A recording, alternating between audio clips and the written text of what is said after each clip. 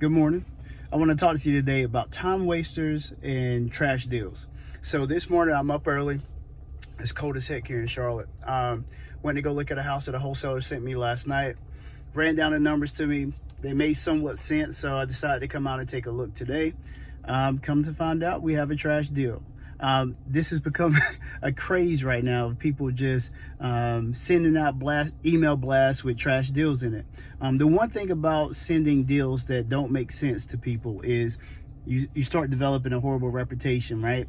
And every time you send out a deal and I get an email from this person, I'm going to avoid that email. And that's what happens across the board. When you start sending out deals that don't make sense, inflated ARVs and depressed or suppressed inaccurate repair costs, a person's never going to look at your deals anymore.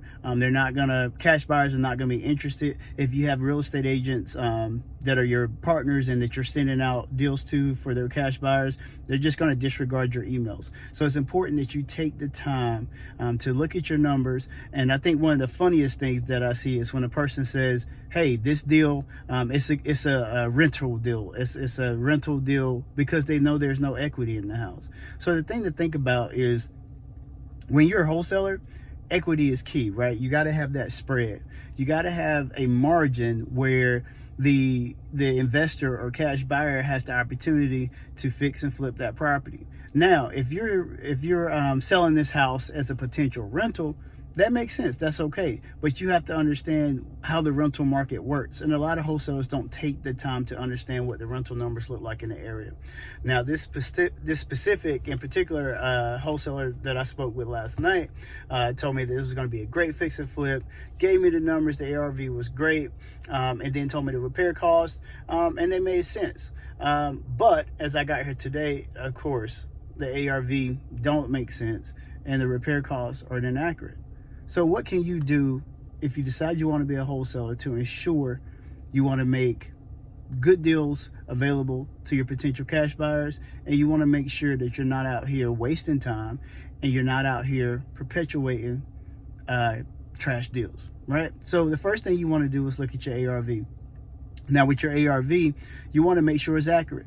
Take the time to get the comps. Take the time to get the comps. And I've dropped some videos talking about comps, so I'll post a link below to see if I can get you that accurate information on how to understand comps. Now, it doesn't require a real estate agent to do comps, but it can be helpful, even if you get the real estate agent to provide you with raw numbers, because raw numbers can be helpful when you're doing comps, okay? But the two things you want to look at in comps are constants and the things that make you money, right? So the lipstick things. So constants are things that are difficult to change, right? Square footage, lot size, whether it has a garage or not, the building material, is it a brick house or is it a house that has vinyl on the side? Location, you can't change the location of a house.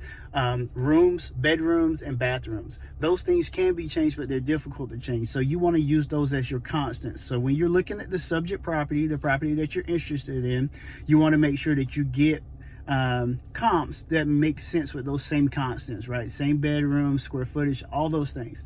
Now, if you get three houses that are in the same neighborhood, or if you're in an urban area, you want them to be within blocks of your subject property. Now, if you're in a rural area, it's okay if the house is 2-3 miles down the road, but make sure it's relevant. So utilize a real estate agent to get you those numbers, and you also can get those numbers yourself.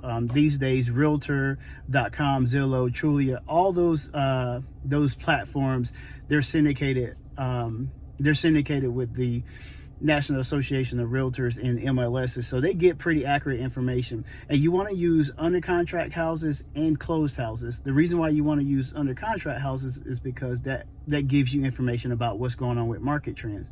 And you use the closed houses to let you know how many days on the market the house lasted and to figure out exactly what the house sold for.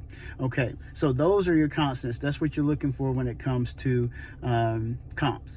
Now, you want to also look at the things that's going to make you money: flooring, paint, upgrading the fixtures, all those little things we call lipstick jobs, right? So you don't take those into account as far as difficult things to change. What you don't want to be is a person that says, hey, here's the ARV, and if you add 500 square foot, you could get this amount. That doesn't make sense. So be careful. Make sure that you don't go out here and you're not out here perpetuating trash deals.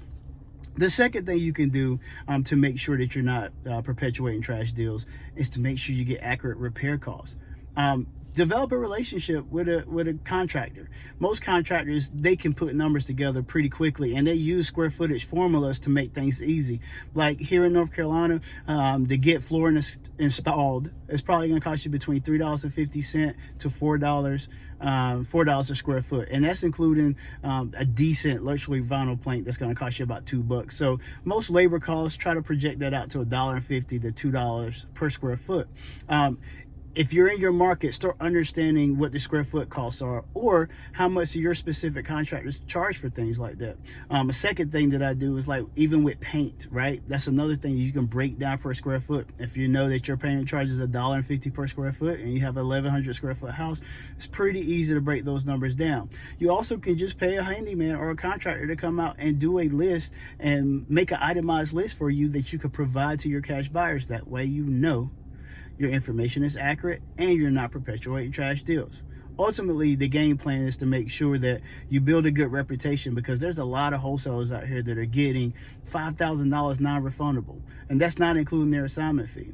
The most important thing above all is to always provide value. If you always provide value, the rest will take care of itself.